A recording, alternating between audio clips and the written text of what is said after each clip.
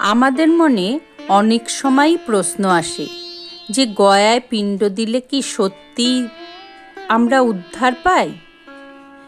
এই প্রসঙ্গে স্বামী অরূপানন্দের কথা আমরা বলতে পারি। স্বামী অরূপানন্দ লিখছেন মার সাথে তার কথোপকথনের কথা।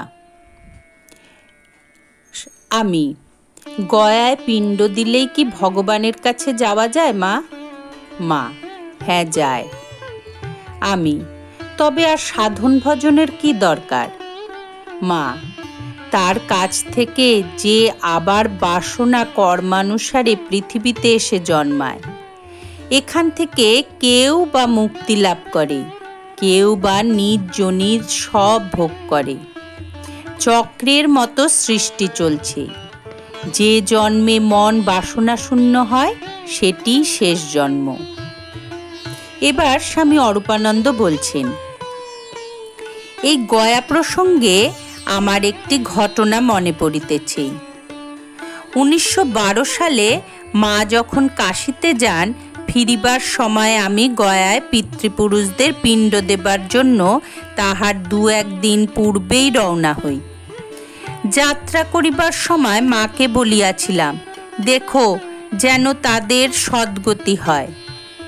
আমি যেদিন গয়ায় পিণ্ড দিই সেদিন রাত্রে ভূদেব, মায়ের ভাইপো, সঙ্গে কাশী গিয়েছিল। স্বপ্নে সে দেখে যে মা পঞ্চপাত্র লয়ে জপ করতে বসেছে, আর অনেক লোক আসিয়া বলিতেছে, আমাদের উদ্ধার করুন, আমাদের উদ্ধার করুন। মা তাহাদের গায়ে শান্তি জল পঞ্চপাত্র হতে ছিটাইয়া দিতেছেন, আর বলিতেছেন, যা উদ্ধার হয়ে যা। তাহারা সকলে আনন্দে চলিয়া যাইতেছে। শেষে একটি লোক আসিয়াছে। মা বলিতেছেন, আমি আর পারব না। অনেক মিনতি করাতে তাহাকেও কৃপা করিলেন। পরদিন ভূদেব মায়ের কাছে এই স্বপ্ন বৃত্তান্ত বলিতেছিলেন। মা শুনিয়া বলিলেন, এই রা।